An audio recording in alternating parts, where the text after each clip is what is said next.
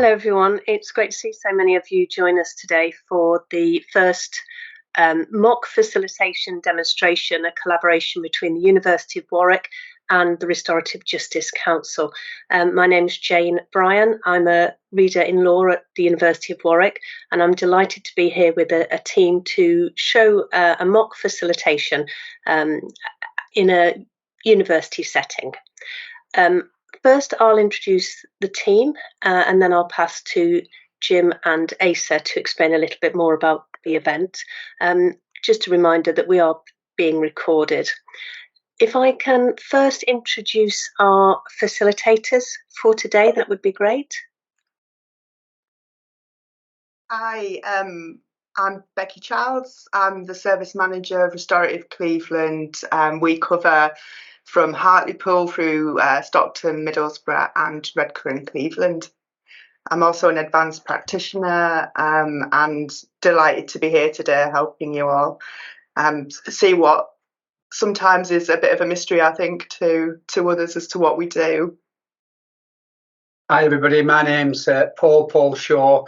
I'm a senior practitioner at Safer Communities, and I'm really pleased to be given this opportunity today as well. Great to have you with us, Becky and Paul. I'd like now to pass to our undergraduate students from the University of Warwick who have kindly volunteered to take on the participant roles today. I can see you on screen, Martha, so I'll pass to you first, Martha, and then Sing Heng. Do you want to explain your undergraduate course, the course you're doing? Yeah, so I'm Martha and I do English and Theatre at Warwick. So I'm in my second year out of 3, so I'm nearly done. And that's a positive way of looking at it. Yeah. But I think this opportunity is like interesting to get me through, but also is a bit more practical in terms of what I'd want to be doing after. Maybe not acting, but so don't set your expectations too high, okay? Yeah. Thanks, Martha. And Sing Heng? So hi, I'm Sing Heng. I'm a PhD student in the University of Warwick, and today I'll be doing a role of Darren. Thank you. And so if I now pass to Jim and then Asa, if that's okay, and then we'll get started. Thanks, Jane. So I'm Jim Simon. I'm Chief Executive for the Restorative Justice Council, and we're delighted to be partnering up with Warwick University on this particular project, and feel that these sessions that we're going to run sort of over the next year will become a useful resource for not only practitioners but also those that might be interested in understanding more about what a restorative process might look like. And whilst we are focusing today on university and university life, obviously the process is then applicable to lots of other settings and scenarios. So I think will become a useful resource for the wider restorative sector. I'm joined by Asa Shearing, who's our standards officer, who I'll pass over to now and just ask to introduce you to the session today and the scenario behind the incident that will have led to this particular case being passed over to Becky and Paul. Thanks, Asa. Thank you, Jim. Thank you, everybody. So as Jim just said, my name's Asa Shearing and I'm the Restorative Standards Officer at the RJC. And Jim has just explained that whilst this is in a university setting for this, obviously the skills and the principles that are used to underpin restorative practice are very usable across lots of different other situations, sectors, and so please bear that in mind as you're watching if you are from a different sector other than university or student. So I'm just going to talk you through briefly the scenario that we have planned for today. So this is a scenario based on some students that are staying in a residential house in an area of a university. And there's several of them living in the house together, around 5. And 2 of them decide to go out to celebrate someone's birthday. And the evening goes with a bang, and it's very enjoyable, and the drinks are flowing. And then on the way home, they start to engage in some antisocial behaviour, lots of singing, shouting, screaming, smashing some things along the way in a quiet residential area around 1:30 in the morning. They get near the property that they're living in, and they wake up one of the other housemates, who comes out to tell them to be quiet, and it ends in a bit of a ruckus, and there's an altercation between them, and unfortunately the police are called. This does go to the police station, but because it's a first offence, a very minor offence, both students are released the next day without any serious charge against them. This has then been notified to the university to talk about the harm that's been done, and also to explain that there is some uncomfortableness between the housemates.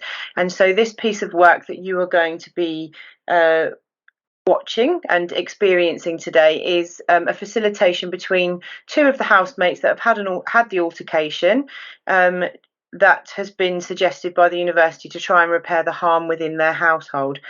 And I'm going to now pass you over to our facilitators, Becky and Paul, who are going to take it from here and explain to you the next steps. Thanks very much, and I hope you enjoy it. We hope you enjoy it too. But essentially, before we would even entertain bringing somebody that's been the victim of an offence and the person that's perpetrated that offence together, there would be a great deal of preparation. It's something that we very much pride ourselves on, in ensuring that both parties are sufficiently prepared and comfortable, and that we understand where somebody is coming from, how they might feel, what they need. So what we would essentially do, obviously once an offer of restorative justice is made, and regardless of who's initiated that actual process, we would introduce restorative justice and talk about the different options that people might have to communicate with the other party, why they would want to communicate to the other party, what is it they would hope to achieve from that, how they would feel in terms of ease, comfortable, set up really. Would they prefer to do that indirectly with somebody through means of a letter of explanation, a shuttle message being passed between parties, a recorded message, a letter that's carried the victim's voice through that? Or would they prefer to work towards meeting that person face to face? In this case, both of the participants want to meet face to face. They're living together. The atmosphere in the house is very uncomfortable.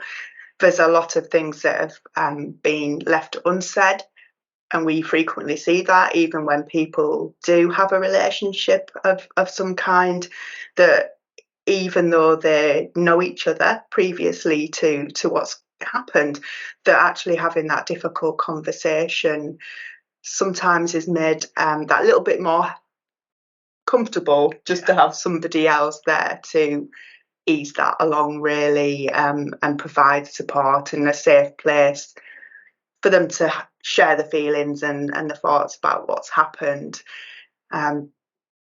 In this case, we would also be looking at the level of accountability that's been taken. So the character that Martha is playing for us today is Jamie, and Jamie is accepting accountability for what they've done that night. That's really important, because we can't risk bringing people together if somebody isn't admitting responsibility for what they've done. That's not fair to Sing Chan, who in this case is playing Daryl. A full risk assessment is key. So we would be doing that with both parties. And that risk assessment is where we identify the needs of each party. What is it that they need from the communication? What would they like to be able to communicate to the other person, and what will help them to be able to move forward in a constructive way? It's a voluntary process, so we need to have ensured that both are aware and understand that. Sometimes a victim might want to engage in that process, but because it's voluntary, we can't make another party do that against their will. And obviously that does help in terms of moving things forward when both parties are comfortable that they're aware of where the other person is coming from and what they need from the process and what they expect to happen.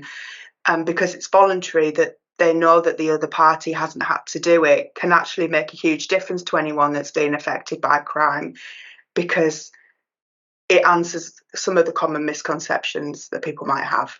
So that's what we'll have done in this case. We'll have established that. Happy to go ahead, happy to meet in person. There'll have been several preparation meetings, and that would have been taken at great length at the pace of each of the parties, certainly of the victim, that they feel ready to proceed. In some cases, we might have used some indirect methods if Darrell would have liked that, just to ease any difficulties or any concerns, any barriers to communication that they might have with speaking to Jamie. We would have been able to put those measures in place. It's a dynamic risk assessment, so even though we're just about to have our meeting, we would still be mindful of any potential risks. We would have identified a suitable venue. We would have made sure that this was somewhere independent, impartial, and obviously away from the student house. We try to do them away from police stations because obviously that can create another added sense of unease for people and a sense of formality. We would have ensured that we have a space for people to be able to exit the room with support of one of the facilitators and have a few minutes, have some time out, just to either calm down, collect themselves, gather the thoughts before they come back in. We talk about ground rules, so we would have at great length identified any concerns, obviously knowing that the two parties do know each other previously, and those ground rules would be brought in at the start of the meeting, not to create a classroom feel, but to just ensure that everybody does remain respectful of one another, everyone has an equal and fair opportunity to speak, that there is a reminder about the time out, breakout space, kind of general house rules where the loos are, anything that eases the experience for people. If somebody was bringing in a supporter, then they would have also been part of the risk assessment. In this case, they've decided not to do that. But we have given consideration to the timings of who arrived in the room first and where they sit. You want to add to that point? No, I was hoping you'd leave me something to add there, but no, you've absolutely, yeah. No. Okay, thank you very much for that overview. That's really helpful. So when we get into the demonstration part, can I ask everyone to keep themselves on mute and off camera, so that the people that are captured in the recording are the facilitators and the participants, so that it has the sense that we are as much in the room observing them as possible. And then at the end of the session, we're hoping to allow about 10 minutes so that we can all come back onto camera and ask questions of the facilitators in terms of maybe some actions that they took, or questions, or any other things that you'd like to raise in that space. Okay, everybody seems okay. So Jim, are you happy to go off camera? I'll do the same, and then it's over to to you, Becky and Paul, and Singheng is playing the person harmed, Daryl, and Martha's playing the person who has harmed Jamie. Hi Bob, are you feeling comfortable? Are you happy to make a start with the meeting? Yeah. I'll start with Martha. So half the house, Amy and Lacey were going out to drink for Lacey's birthday, and then over the course of the night, we kind of like had quite a few drinks, and we hadn't realised until we got home, obviously, and then in the street, Daryl kind of came out to meet us. Not meet us to like carry on the night, but to like ask us what we were doing, and then it just got a bit heated between us, and I got a bit angry because I'd had quite a lot to drink, and it's now just kind of made it awkward between us in the house. So when you're talking about things got a bit heated, in what sense did that happen, Jamie? Like I couldn't really remember straight away, but then I think Daryl and other people that like Daryl's friends were all like had seen it happen, and they said that I'd like tried to like get physical with Daryl, and and I did see that I'd kicked off somebody's windscreen from like a car next to it, so I know it got quite bad. Thank you for sharing.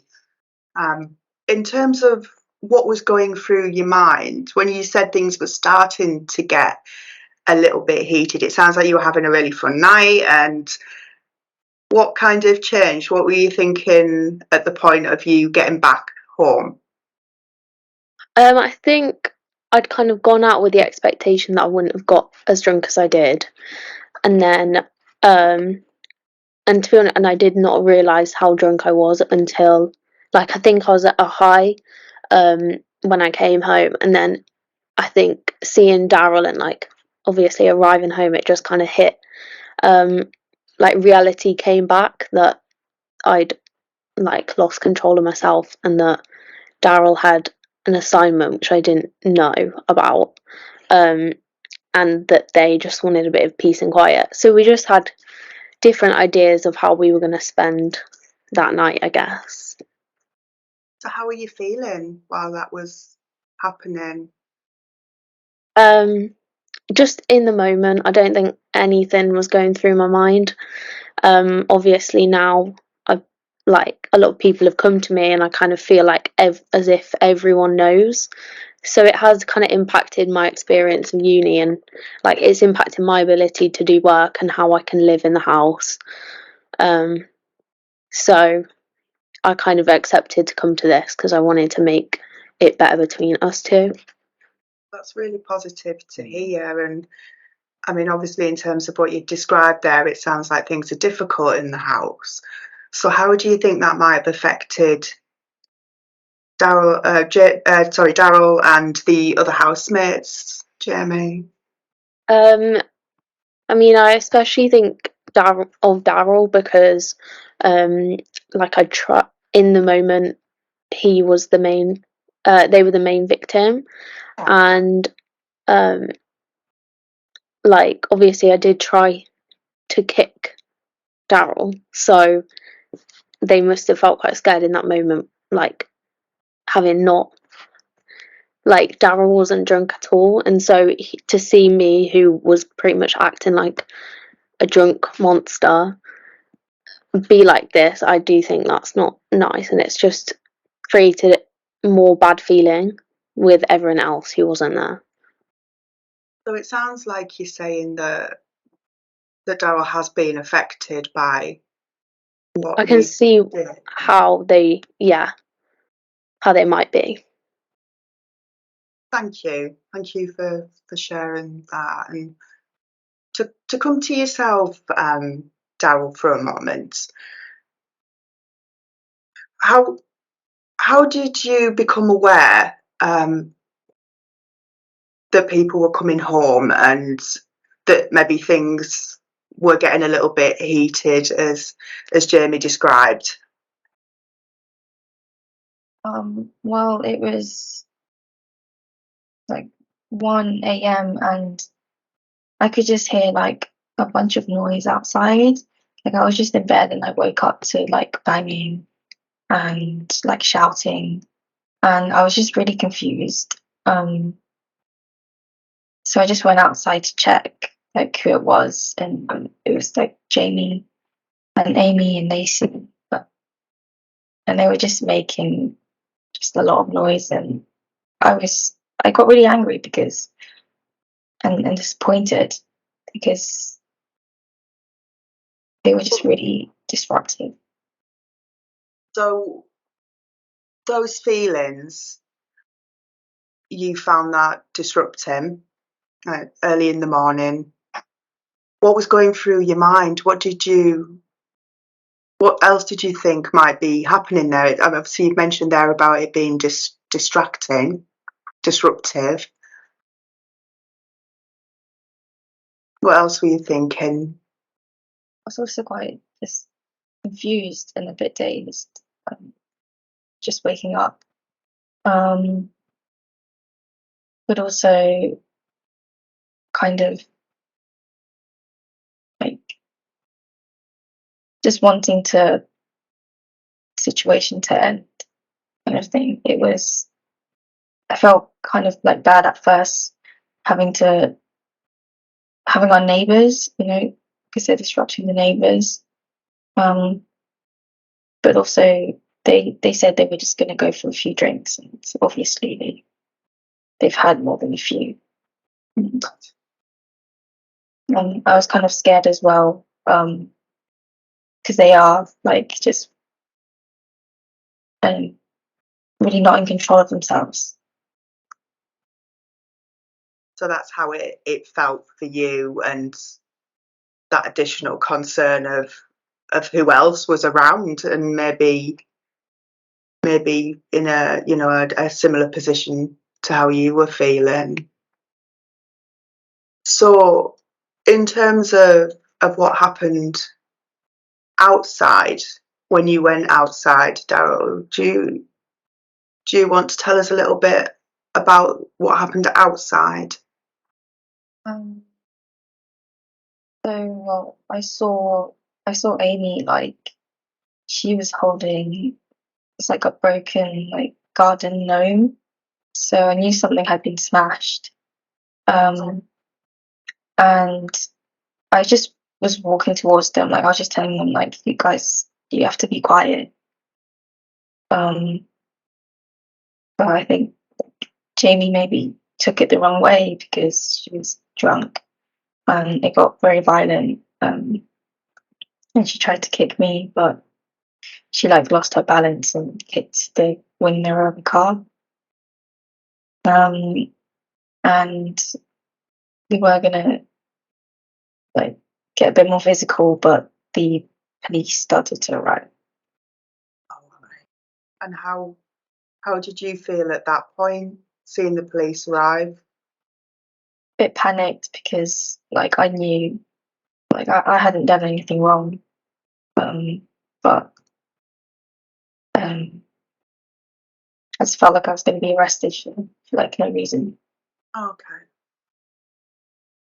And when we spoke previously, Daryl, you also mentioned that you were really conscious about something important that was happening the next day. What was going through your mind about what you needed to do the next day? Thinking because of this disruption with the police, I wouldn't be able to get my assignment in on time, and I didn't go out with them because I wanted to work on my assignment. So I didn't want like this to affect my grades. Of course, that But sounds really fair. yeah. because of it, yeah. I guess maybe Jamie, because of what happened, I missed my deadline, and I'm just trying to, have it impact on too much.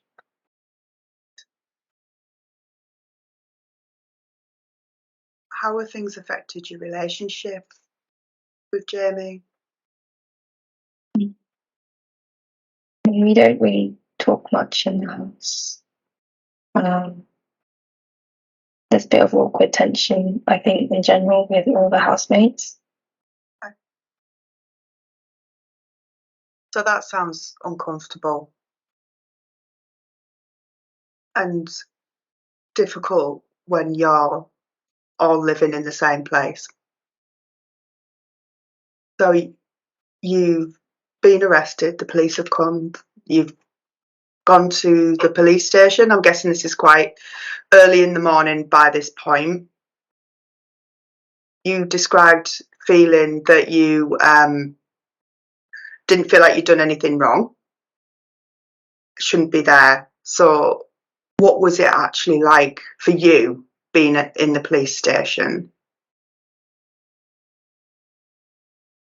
I was kind of just sitting there for hours.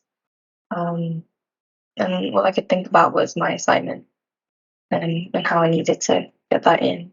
And if I could just get out as quickly as I could. And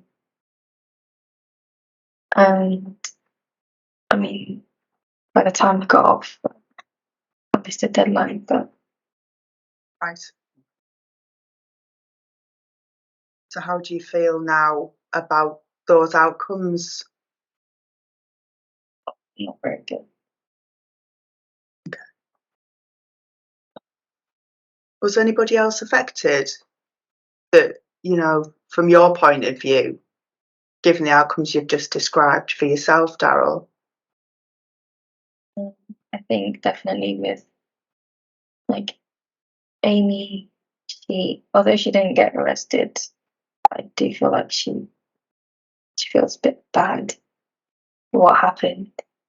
And I know Jamie, she's not normally like this, so I feel like she also feels a bit guilty, and I would, I really want to work on just the awkwardness between us. Thank you so much for talking us through your experience, Daryl, of what happened. We're going to come back to Jamie at this point. And Jamie, you've listened to everything there that Daryl's talked through. How does that feel for you, hearing that from Daryl's point of view? I mean, it's like opened my eyes to her point of view, because I think she told me once about this assignment, but I didn't really know. Like, I think by the time the night had come round, I'd forgotten that it was there. So a lot of how I was feeling running up to the night was a lot more like, why is Daryl not coming out with us? And like, it was Lacey's birthday, so it was like another reason why I thought, oh, a house, like a big night out with all of us would be really nice. So I think I did have that, not like exactly resentment, but kind of like I felt let down, and like my expectations of Daryl were like lowered on the night, and then now I'm like, I'm in the wrong, and yeah. That's a big thing to acknowledge. Well done. I think that takes courage, actually, Jamie, to admit sometimes where we might have acted on the belief that one set of circumstances was happening, only to realise that actually maybe it wasn't quite right. Yeah, I think I was thinking a lot more I mean, I'm not even saying that I was thinking purely just of myself that night. Like, I'd got carried away during the course of over like having drinks and stuff. But I think initially I was thinking just for Lacey's sake. Like, it doesn't seem as if she's got a ton of friends outside of our house, and so it kind of felt like Daryl needed to be there more for her than she was. And had you discussed that with Daryl? Had you actually had that conversation before Lacey's birthday came about? No, I think because the like prospect of going out was kind of sprung up on me quite late. So there wasn't really that time in getting ready and then kind of for me to be able to talk to Daryl one-on-one. And I don't think we've spoken about it after because we've both been like not really wanting to confront each other. Why do you think that might be? You've not wanted to communicate about what happened. I think just the way it escalated, like it got quite intense getting arrested. And I think and she missed her deadline because of that. I think if the police had just kind of come to our house and told us to have a glass of water or like back to bed, it kind of could have been diffused earlier. But I mean, I know that's not how it works. It's just feels like it's got really out of hand, and like the like us able to talk to each other as housemates is kind of not really a possibility anymore. What you're saying there, Jamie, can you see how some of those choices that night may have led to the impact that it's had for Daryl? Yeah, I mean, I think Daryl was just acting in her own interest in terms of getting her assignment done, which is good. And I think I maybe created a divide by going out with the other half of the group. But again, that was just like for me. I think I came to uni half to do my assignments and half to, like make friends with my housemates, go out and kind of like make sure that everyone has a nice time, especially on someone's birthday. It's like that's quite big. Yeah, and it sounds like those things were important to you, but maybe not something that had been openly talked about within the house until now. Yeah. So, is there anything that you can think that you could do to try and help put things as right as you can do? I mean, I've already spoken a bit to the university about it, but they're not gonna kind of amend her mark in any way. They're not gonna give her like circumstances around it. And Daryl's smarter than I am, so she's like gonna get a good grade regardless. All I can really do is just carry on saying how sorry I am, and that over time we'll like get better. Wow, that's a really positive set of actions you've tried to take. Were you aware, Daryl, that Jamie had tried to speak to the university and put some context around the circumstances of that night and try and support your grading in that? No, no clue. How sorry, Daryl. Sorry, no, she hasn't mentioned anything. And that's like really good to hear, actually. How does it also feel to hear that apology? Really good, because I just thought that maybe Jamie didn't know that her behaviour was like not acceptable. just thought that maybe she wasn't taking responsibility. But hearing it just takes like a weight off my shoulders. It's really nice. That sounds like a really positive experience, just hearing those simple words, really. It's making such a positive difference. How do you feel even hearing that, Daryl? Sorry, Jamie, that Daryl feels that that's lifted a bit of a weight. And I mean, it's reassuring because I felt really like daft when everyone was coming to me and saying what I'd done, and then I've made a fool of myself in front of our neighbours, and like I've now got to live in front of them for the rest of the year, and more immediately right next to Daryl and the rest of the friends I had before. So I just didn't want it to spoil the rest of the year, and hopefully Daryl will understand it. thank you. What would you like to come out of this? The fact that we're speaking like this, and Jamie's keen to make amends and to create an atmosphere in the house where people don't feel awkward, where your friendship isn't affected, or that other people in the house feel uncomfortable as well. Knowing that these are all things, Daryl, that I know were really important to you, weren't they? What would you like to happen next? What would help you to feel more comfortable? I think talking just as a flat on just deciding what activities that we want to do, and just communicating like the important assignments that we have.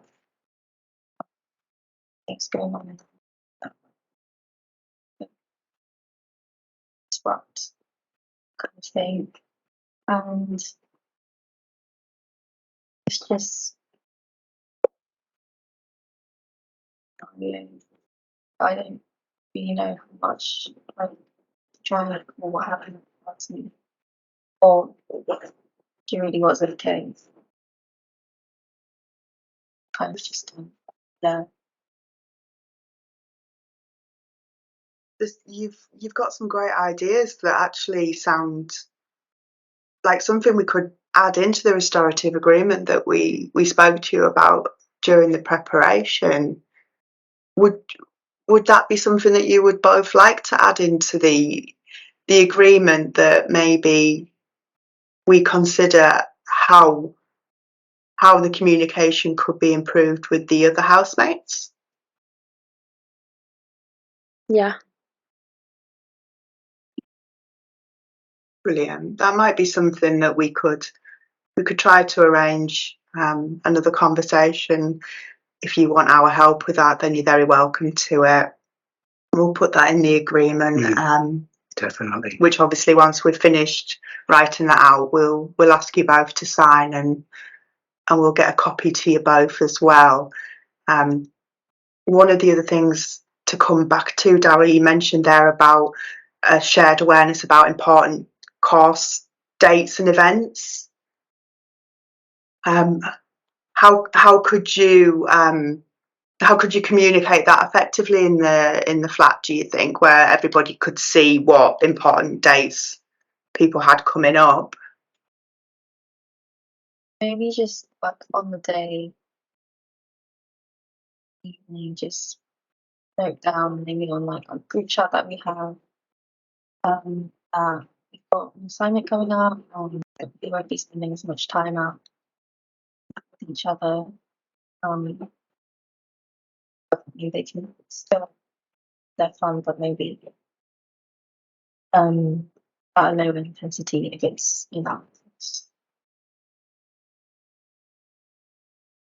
Do you have a shared calendar or a planner in the kitchen, or an area where you tend to maybe socialise or come into contact with each other more often? Could you maybe put some dates on a shared calendar? Is that something you would use, or? We could, yeah. We don't have like a calendar with everyone's dates on. And we have one for in kids, but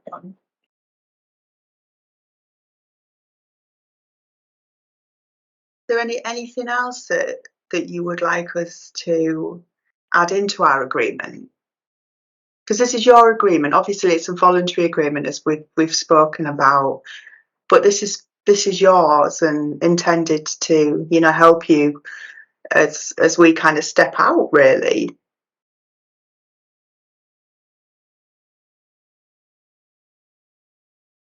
so perhaps if the university could have situations and explaining what happened and stuff. So that's maybe something that we can give some additional consideration to, in terms of how that message can be given to the university, if there's any option to appeal decisions that are made on grades, or you know, repeat an assignment. We'll have a look into that for you. I think that's another great point to include. Paul, is there anything that you wanted to add in there? Yeah, well, I was just thinking about the restorative agreement and moving forward. I've heard you both saying that that's what you want to achieve, and the apologies accepted, which will hopefully alleviate some of that awkwardness. But when you were talking, Darryl, about that group chat, I would hope that that Lacey and Amy are involved in that group chat as well. If you know, if there's something unsaid that you two have come together, that influence could possibly impact positively as a whole in the flat. Is that fair to say? Yes, I think we'll definitely include everyone, as well as Catherine, who's also in our flat. Right. Yes.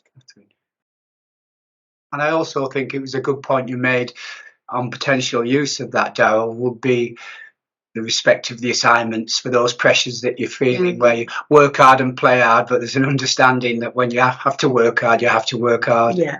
Yeah. No, I think that's really positive. Is there anything else that you both wanted to say? How do you feel about the apology? Is there anything, just to ensure we haven't missed any of your responses, Darryl, that you want to say to Jamie at this point? I think I'm just very relieved that Jamie sees what she did is wrong, and that I feel like we've been looking at from it.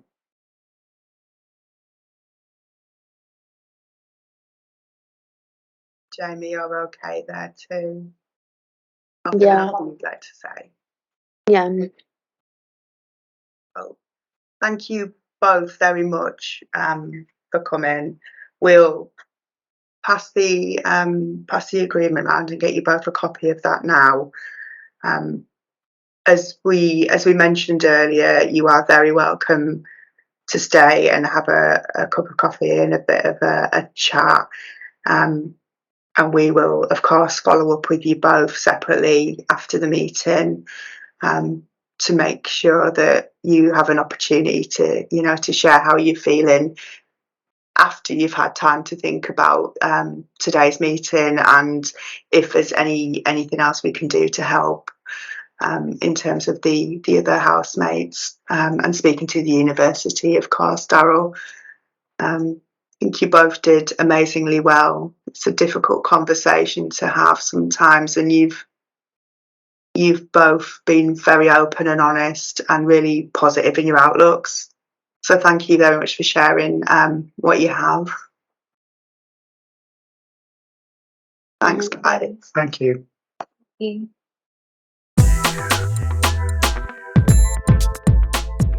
Thanks, everyone.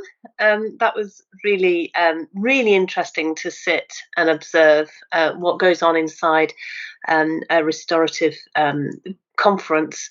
And from a university perspective, this could well be in place of any more formal disciplinary action, and bring students together through that as part of a kind of disciplinary approach that a university could take. So I'd like to now open the meeting up to anybody who's got a question. One way that we could do it is if everybody feel free to come back on camera if you would like, possibly pops a question that they might have in the chat. If we wait, say 10 seconds, so you can think of something and then pop them in the chat. We won't be able to answer them all, but then maybe if Becky and Paul have a look over the questions as they're coming in and maybe pick a couple that you feel you can answer now. And then if there are things that can be addressed by an email afterwards, we can follow up with the attendees, some of the questions that we can't get to. I've got to thank Martha and Sin Heng. Thank you very much. You were absolutely convincing. I felt very touched at points, thinking how vulnerable you were both being, and open and frank in your exchanges. So thank you for playing along with that. You were fantastic, and I really appreciate it. And thank you, of course, Paul and Becky, because you were also very convincing. I know this is your day job, but you could really feel the structure, and the way you bracketed it with explanations was really helpful to see what actually goes on. Before I kind of ask for the questions in the chat, Asa, was there anything you wanted to add at this point? No, just well done, everybody, and yeah, just please ask any questions that you might have. Well, I can see a few coming in there already, so that's really good. Yeah, that's Yeah, great. excellent. So if you post any questions now, it's not going to be the first one necessarily that gets answered, but we'll let Paul and Becky have a look through. And as I said, any that are there after the end of today, we can try and answer afterwards in an email. So Michael Anderson has put in for the first question, in terms of having a referral from the police, for example, who would you contact first? How would you contact them, and why would you contact them first? Great question, Michael. Thank you. Our approach, it depends who's initiated the referral. We accept victim initiated and offender initiated referrals, so either one of those people could have kick-started that process, and if they have, then we will speak to them and ask what it is that they would like to achieve, what it is that they need to be able to move forward from what's happened. And it can vary, really, I think, in terms of contacting the victim first. Yeah, it can. I think one salient point to know, if we're getting a referral from, say, a professional body like the police, we don't just leave it because, hey, we don't expect the police to have a full grasp on restorative approaches and restorative justice, and to be able to describe that in its entirety.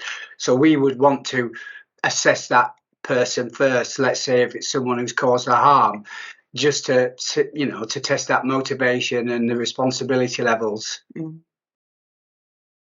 Yeah, because sometimes we have to make some really difficult decisions about whether or not we contact an individual at all.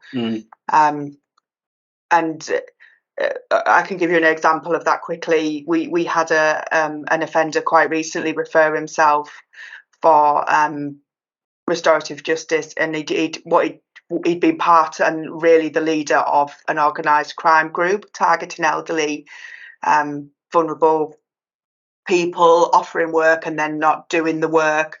There was also additional police intelligence around some of the behaviour that had happened in the houses. I think he was very lucky not to have ended up with additional charges around some of the sexually inappropriate behaviour.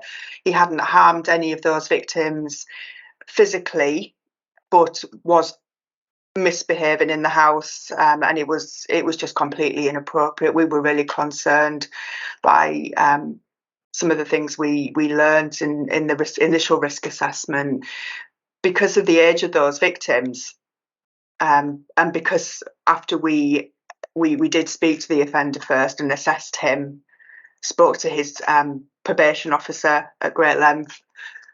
We contacted the police that we had referred him in,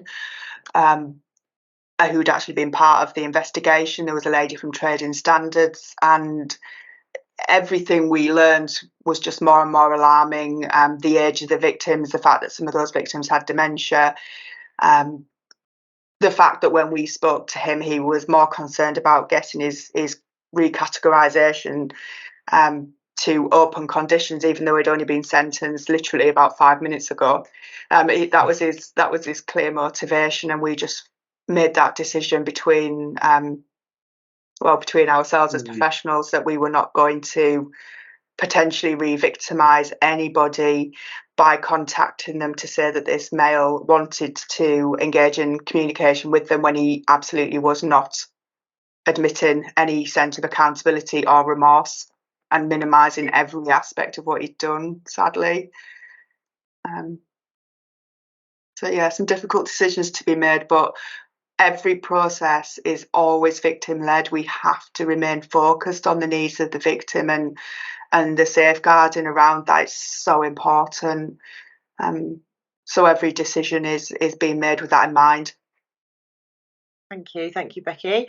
There's a great question here from Anne Partington, actually, around how do you manage meetings if they don't quite go as well as that one just did? I.e., if one of the participants reacts badly to what the other one says, for example, how would you manage that?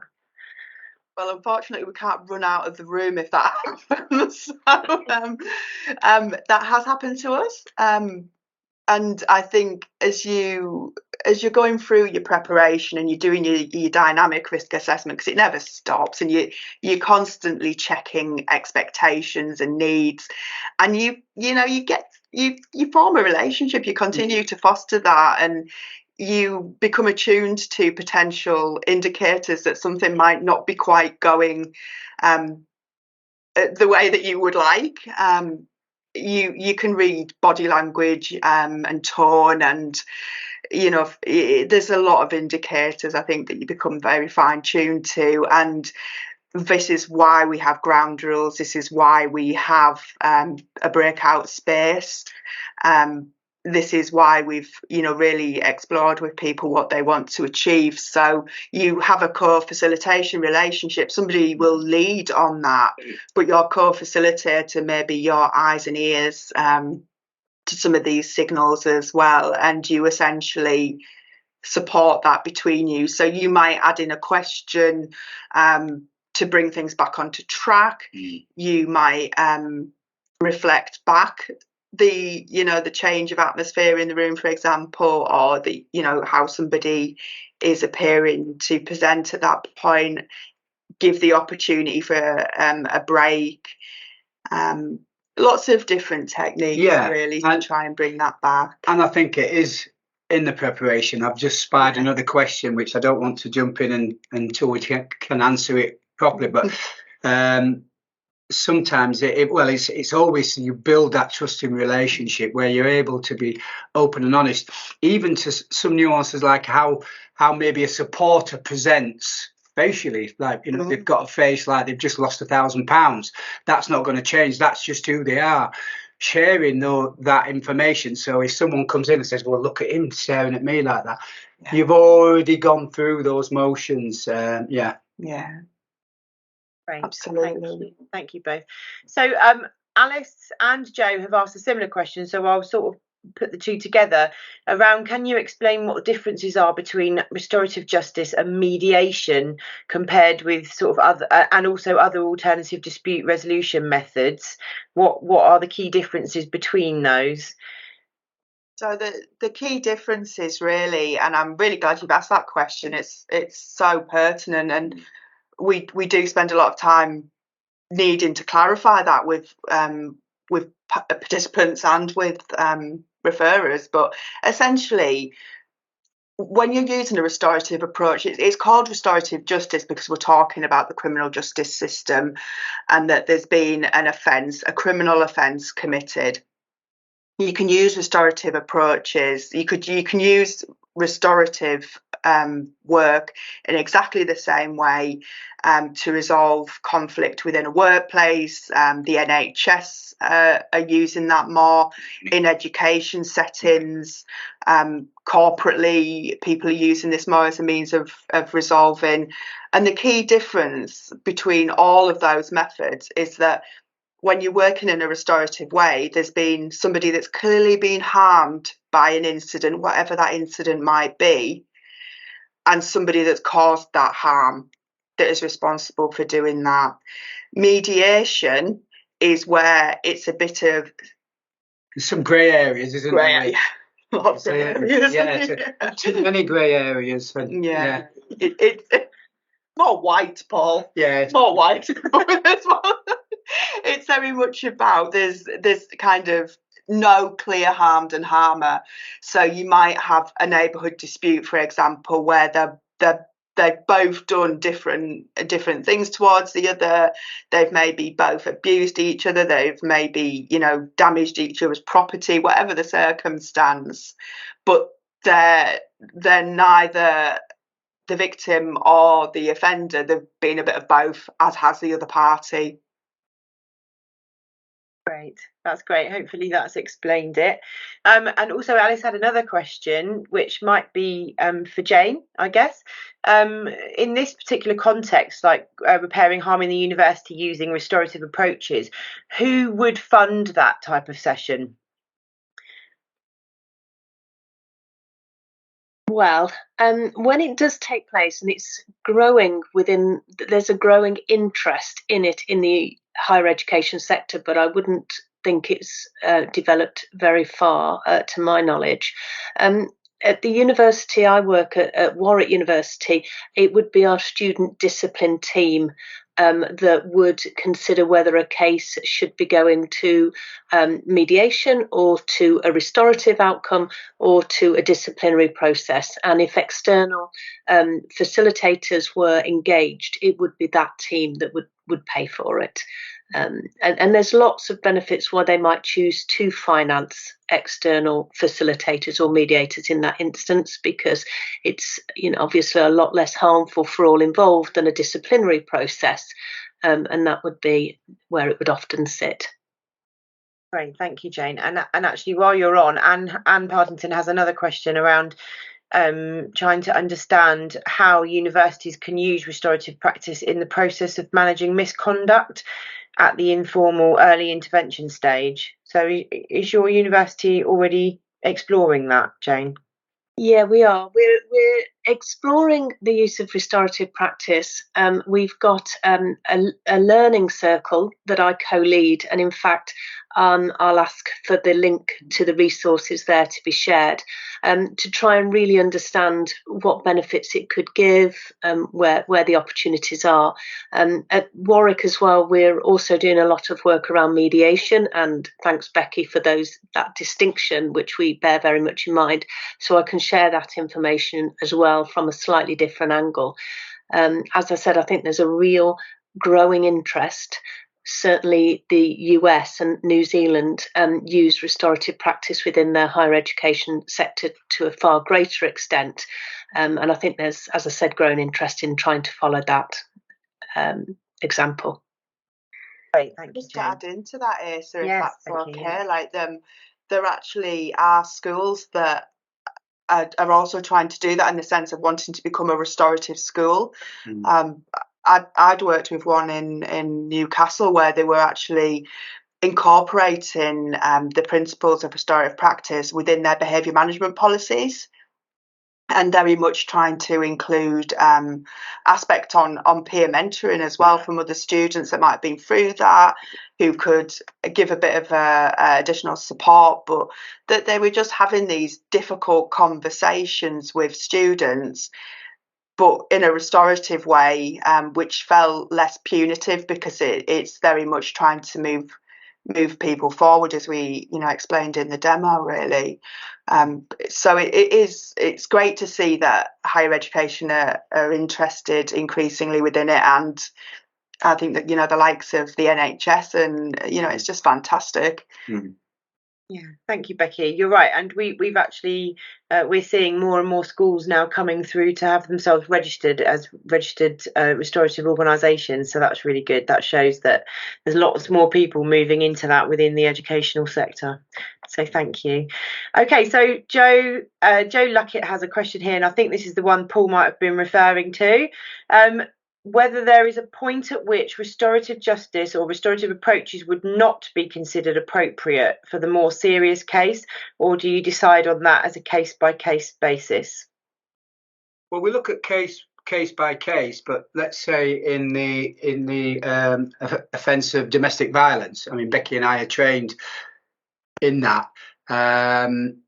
We would always have that as potentially victim-led on the outset, but then there'd be lots of parameters that we would want to assure ourselves that victim of that type of offence has had the adequate support. So we've had only a couple of referrals, but we've been able to actually identify that person hasn't maybe had support from local charities and organisations that are the professionals in that. Yeah. We believe part of this process is you should always look at doing the best for a client. If that's signposting someone to do that better, and then maybe come back after they've gone through that, then that's what we will do. I mean, in that particular instance, that victim didn't even know there was a SPO, wasn't there? Yeah, that's a sexual harm prevention order. So if somebody's been convicted of a sexual offence, then that may be put in place at court as part of the sentencing hearing, which puts very robust expectations, conditions of that person not to do things, for example, like have any indirect or direct contact with the victim. They might say not to communicate with anybody that's of a certain age. If they start a relationship, sometimes they're asked to notify professionals that are supporting them. So it's a lot of information there that is intended to protect and safeguard the victim, and this poor woman had, I think, felt so overwhelmed at the court hearing that she couldn't recall being given a copy of it. So we were able to liaise with the victim liaison unit run by probation, and they actually came out and did a joint visit with us and went through it with her. So she knew how to safeguard herself, what her rights were, what she could expect for him not to be doing, which is really important. And there's also training in serious and complex cases, but sometimes it might be that a judge orders a restraining order for a period. Now, if that's victim-led, then you can then approach the judge and have that conversation for a period of a restorative justice approach, that could be potentially lifted for that communication and then set back in place. So it's just about effective partnership working and making sure that we're not re-victimizing or treading on any court orders, but we have dealt with very serious complex cases, but obviously they can take up to 2 or 3 years. Yeah, and do you know, one of the other useful things can be actually involving those professionals within the process. So we are just progress. Well, we've done it with a case of male rape, and we're doing it at the moment with a case of historical sexual abuse. And the prison offender managers are great, really helpful if somebody's been in custody, but also the police risk managers for sex offenders, really useful in terms of being able to just inform everybody's ongoing risk management of those individuals, but also gaining awareness into where the victim needs are and their safeguarding concerns. It's just a really, for us, and I think for the RJC, it should be always done in the safest possible way. do the restorative processes get recommended to students if deemed appropriate by the disciplinary team when misconduct gets reported, or does the disciplinary team decide what process reported misconduct gets carried through with little or no input from the student themselves? Is that a question? Yeah, Jane, I think for you, okay. because you're in the university. So I don't think at Warwick it's as developed as I think it will be in future. However,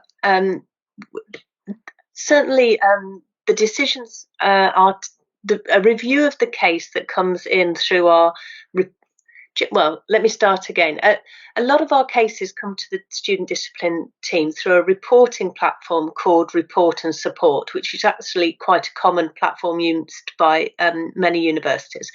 And then they're kind of triaged to understand what the person reporting the incident would like to happen.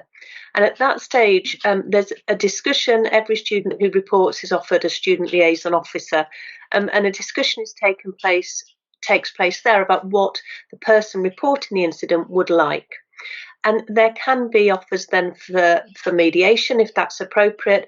And it's at that point that there would be a consideration of restorative justice if that was more embedded within our institution. We've got it to a certain extent, and we try and veer away from sanctions that are just fine based, but it's not as embedded as we would like it to be, and that's why the Learning Circle at the university, I've just put the link in the chat, is exploring examples from other universities, other sectors, to try and see how it could work at Warwick and in HE generally.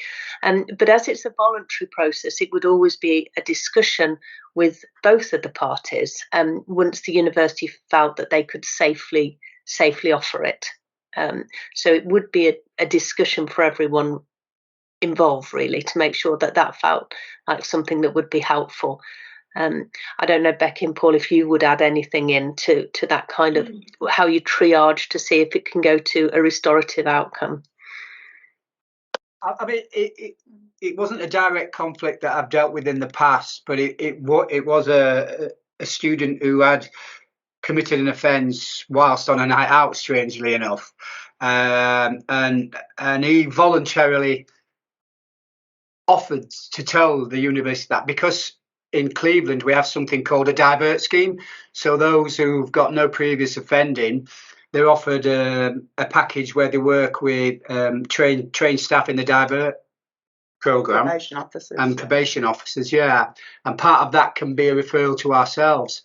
And so there was a bit of a racial element to this one. So I worked with the victim and the student. In the meantime, he'd offered that information, so he was going to lose his course, but the victim was having none of that. So I think a lot, and thanks to the victim of saying, look, he's apologised, I understand what happened, I do not want him to lose that. He managed to keep his place within the university, so that was very gracious of the university to take into account what the victim wanted, and the victim's voice was heard in that process. Sounds like a really important piece of work. Thanks, Paul. There's another question there. If you feel comfortable answering it, Martha and Sin Heng, Anne would like to know how you feel about what your views are on using restorative approaches as students yourselves. Is it something that you would consider being part of as a student if you had reason to? Martha? It's making me overthink what we've actually got at the minute, but I believe we've just got the report and support thing, which is when you discuss with the student. Mediation, when you don't, there is no harm or harmed, as we've been talking about, and then the disciplinary process, which is a lot more I'm thinking like a punishment, but it's not. It's just a lot more serious, and there's more consequences to it, I guess. So I think this, a development of this, would be good. As the flip side of mediation, so it's so you get in external people in, so you're not, so the students trying to help you out and not conflicted and biased. but it's not so intense where you need like the university to get involved either. It's just getting all the resources in the best way. Yeah, Great. yeah, great. That Yeah. sounds great. Thanks, Martha. What about you, Sinheng? Have you got any comments around this? I think it's definitely, it feels kind of better to have external people rather than university people come and help, because it's kind of reassuring that they're professionals, that they know what they're doing with their jobs. And as well with like university, they probably have quite a lot going on with many other accommodations and other students. So it's nice to have people outside that can just focus on our situation if it ever arises. Thank you, Sinheng. And I think that's really important, actually, because one of the key principles of restorative approaches is impartiality in the facilitator. So it is really important that you are completely impartial and that you don't have a vested interest in what happens on either side. So I think that's a really important point to make about having external people come in and support with that. Or at least if you have someone within the university that's trained, that they remain as an impartial person that's maybe not part of that specific department that it's all going through. Yes, sorry, Jane. Well, I was just going to build on what Sinheng and Martha had said, that actually that appearance of impartiality is really key. And so if there are mediators in the audience who just think that they have the skills that perhaps are lacking internally within the organisation, that if they, and this isn't to plug the Warwick University kind of listserv that collects a community together of people interested in restorative justice and higher education, but if you go to the link that's in the chat, there is a way to join our listserv so that we all keep connected in terms of being able to talk about where the opportunities might arise. And of course, the RJC network as well, to make sure that when universities are brought to understand how much benefit there could be in restorative practice, but they haven't got either the budget or the time to upskill internally, that there is this bank of facilitators who would be able to work with universities and have that skill set to offer. And it would be great, as you're in this meeting and clearly interested in restorative approaches in a kind of educational setting, to kind of keep that dialogue going. Thank you. Thanks, Jane. Sarah's put a really great question in there. Is this a one-time offer? For example, if a victim is requesting RJ, but the other person declines, is this just a closed case? Or what if some months later, the other person decides that there may be some benefits after all and would like to take part? Would you re-contact people to re-engage them? Becky and Paul. Yeah, absolutely. And generally, if that happens, we make a point of asking that very question. So we've already had that verbal consent confirming that people would be happy to be recontacted, because it does happen. Yeah, it absolutely happens. And if you're anything like me, I'm a bit of a reflector. So I would be that person that would come back and be like, actually, can I? And that's understandable, especially with what we know about victim recovery. There's very significant points within somebody's journey throughout the criminal justice system, to use that as the context, where people may change, learn more information, feel differently after going through court, for example, after hearing things at court. If somebody pleads guilty and they don't maybe get the information and the opportunity to ask questions that they thought they might, then people do sometimes go, hang on a second, I want to know more.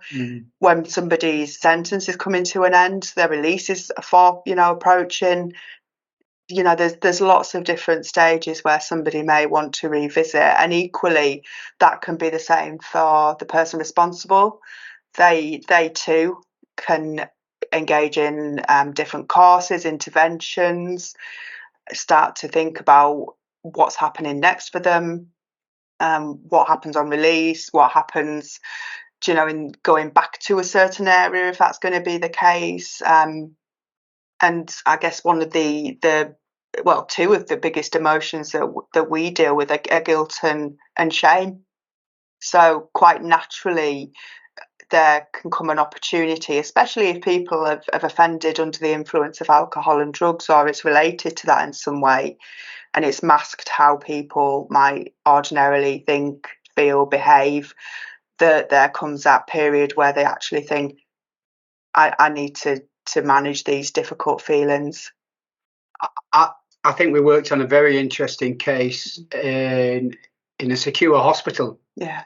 Talking to a senior psychologist, he said at the time of his offence, and it was very serious, psychotic. So he described, we can give all the treatment and psychosis. He said one thing we haven't been able to do with this patient is heal his sense of guilt.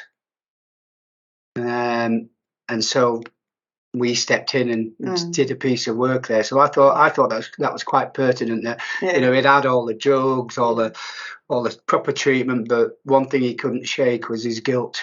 There was no formal intervention for it, and yet restorative practices can be so impactful on that in terms of moving people forward, and especially in terms of offending behaviour. Those are exactly the things that can keep people entrenched in that cycle, where actually you're going back and you're talking about reintegrating back into the community, and a pro-social community at that, ideally.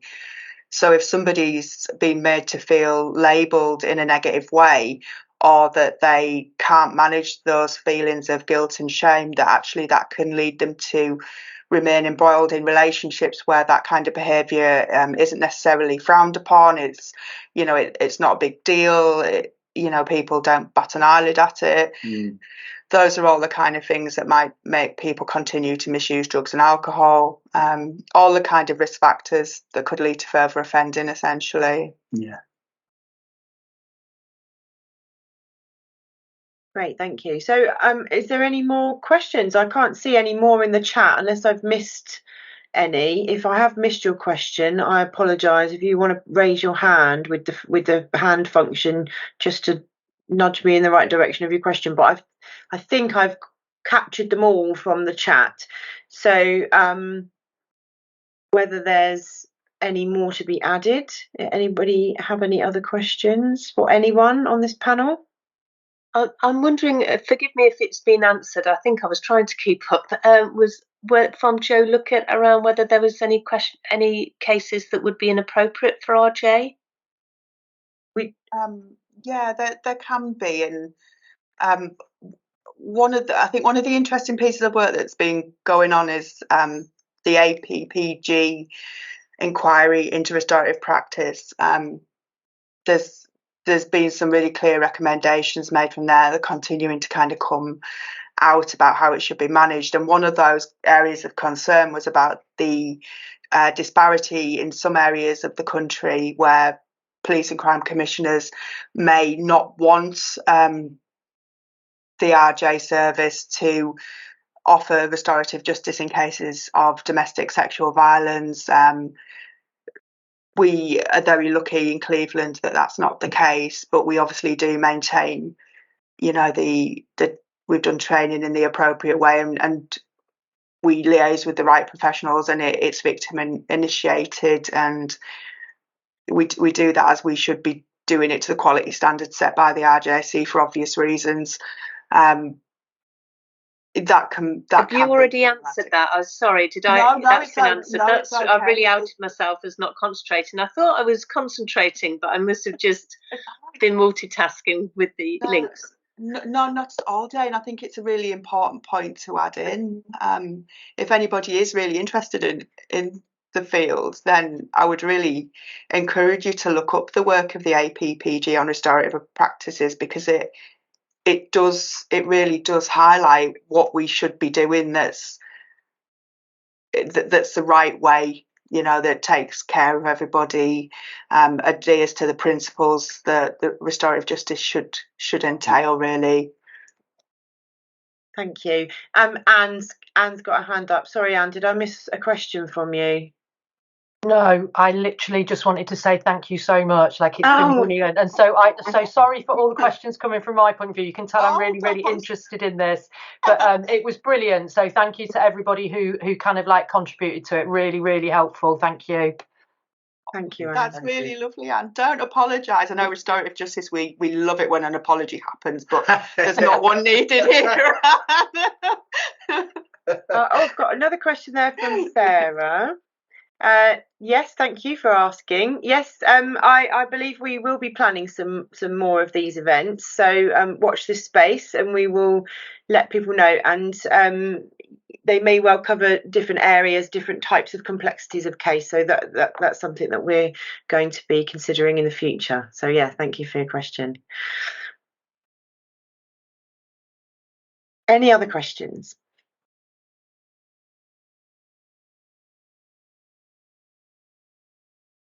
No? Okay. So should we draw to a close? Jane? Yeah, thank you, and thanks, Jim, for coming back on camera. It's great to see you. Thank you very much for everyone who's been here. Thank you particularly to Sinheng and Martha for your fantastic, moving performances as flatmates. In conflict. Thank you very much, Becky and Paul, for your really skilled facilitation of that meeting that made it look so easy. But clearly you were managing everything to make it such a good outcome, and you were bang on time, both with the questions and with the facilitation right to our schedule. So thank you for that. Jim and Asa, thank you very much for offering this opportunity to collaborate with the University of Warwick. It's been, I think, a really interesting session. I've certainly really enjoyed seeing inside a facilitation.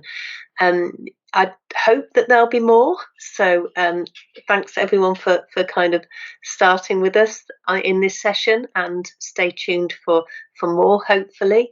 Shall I pass to you, Jim, for some final words? Thanks, Jane, and again, Becky, Paul, Sinheng, and Martha, thank you so much for all of your hard work today. You certainly have had the hardest part of making this happen today. So we thank you very much for that. Jane, fantastic opportunity to work with you, and clearly it's been a useful session for those that have attended. And there are plans to do more of these, both within the university work, but also looking at how we can cover other areas within criminal justice, youth justice. So we will be publishing some dates. All of those that are registered today, we will send you out information because we have your details that you've attended. The recording, we will do some wizardry on and make it available as an open source resource on our website. And again, we will email you as soon as that is ready and available. But thank you all very much for attending. Asa and Jane, Becky, Paul, Sinheng and Martha, thank you so much on behalf of all of us. We appreciate it. Thank you very much. Thank you.